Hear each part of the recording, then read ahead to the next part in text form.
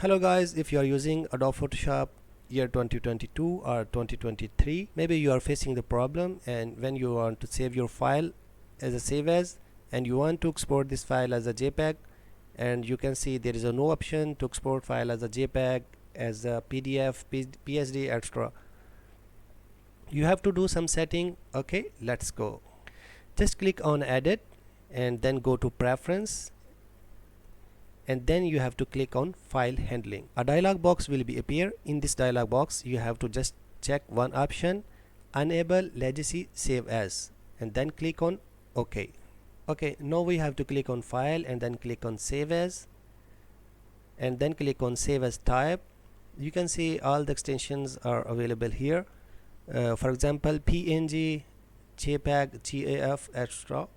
You can select your desired extension and then select your file location and then click on save. When you click on save, a dialog box will be appear. In this dialog box you can set picture size and quality.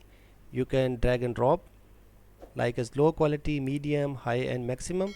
You can see at maximum quality the picture size will be 270 KB, and then click on OK.